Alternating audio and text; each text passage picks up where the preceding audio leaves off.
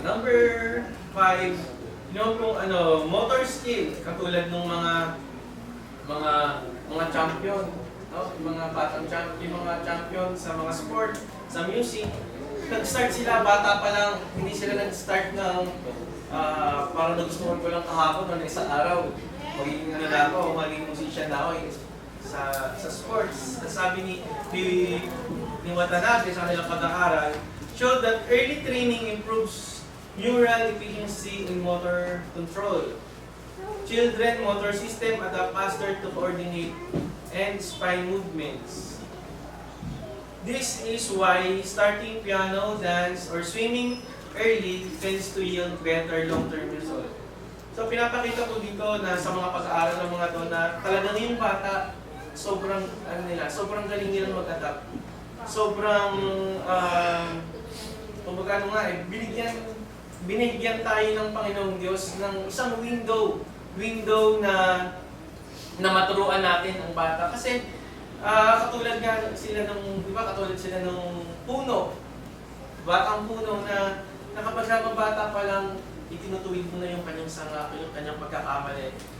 Mas matututunan niya na mas madali kumpara kapag lumaki na tayo, kapag hindi na kayang kontrolin kasi may mga pagkakataon na matigas na nga yung puso nila.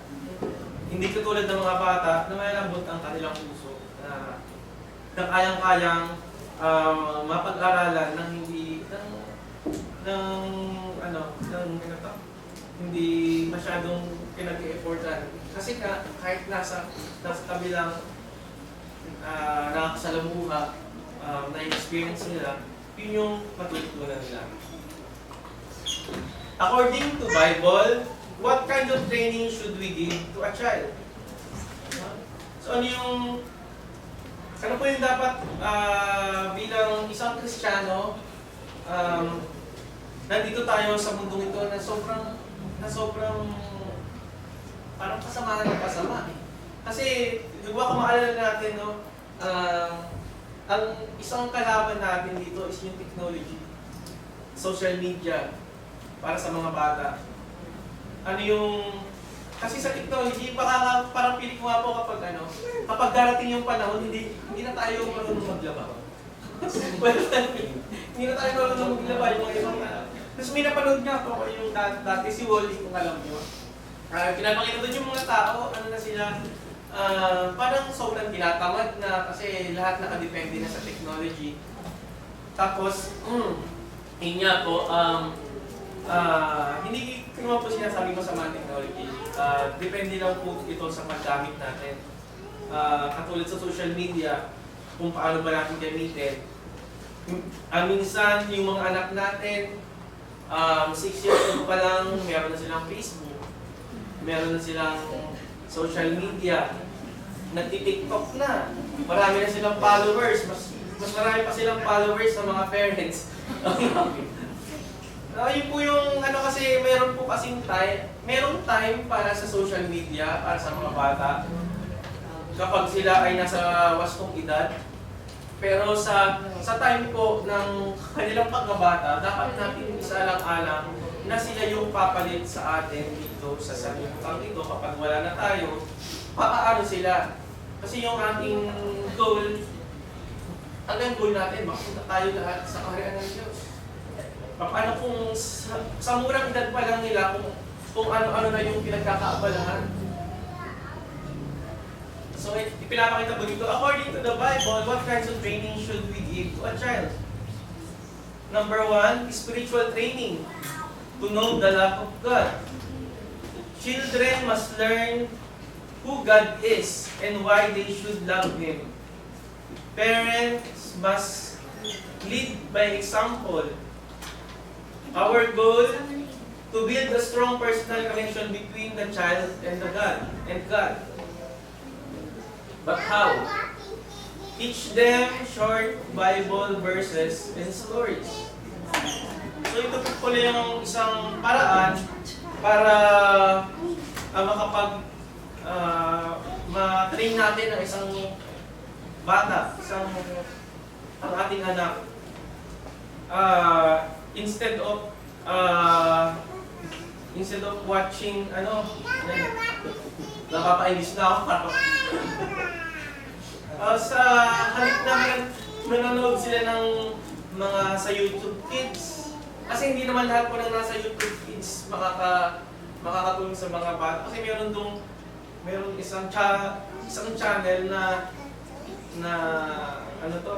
channel na may mga words sila na hindi akma sa bata. So, mas okay na lang na teach them a Bible story or yung verse. And next, praying with them before meal and bedtime.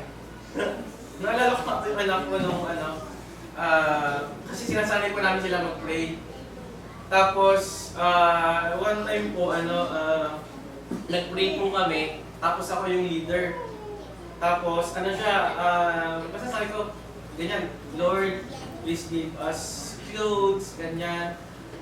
Doon sa place, bigla akong napastop kasi iniisip ko yung sasabihin ko. So, biglang sabi nung isa kong anak, please like and subscribe. So yung natatawa ko kasi sa kakapanood nila ng mga YouTube channels, yun yung nasa isip nila, di ba? Yung na-absorb. So kung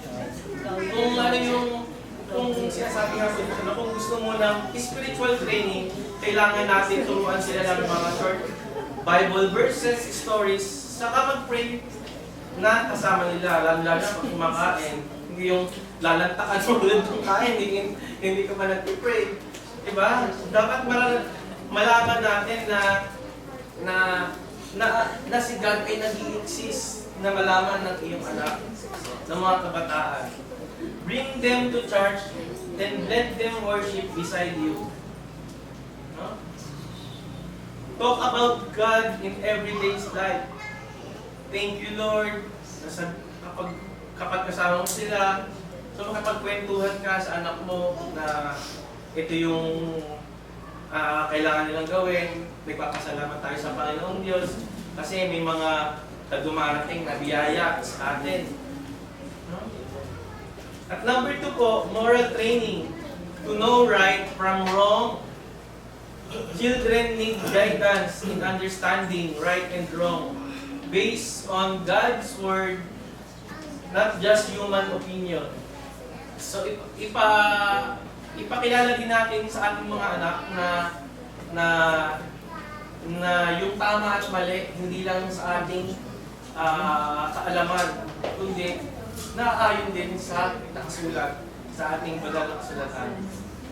They should learn obedience, honesty, kind, humility, and respect. Ito ba, yan yung I love. Kung tuturuan natin ng mga bata ng ganyan, mga pag-uugali, yun I love. Ang aking goal po ay to shape a conscience that seek to please God even when no one is watching. So, paano po yun? Correct gently but firmly when they lie or disobey. So kapag naglalay sila, hindi natin kailangan pagalitan ng husto, yung tipong papaluhurin sa asin, papaluhurin sa munggo. Diba? Kasi hindi siya makakatulong, parang siya, naging punishment na siya. Hindi mo siya matuturuan ng tamang pag-ugali na dapat na natututunan na isang bata. Praise, truthfulness, and kindness. Use biblical stories as moral lessons. So yun po yung pinupunto natin dito na yung mga bata talaga sobra silang sa pag-aaral ng mga eksperto na yung mga bata ay sobrang nakaka-adapt ng mga nangyayari sa kanilang kapaligiran. Let discipline always come with explanation and love.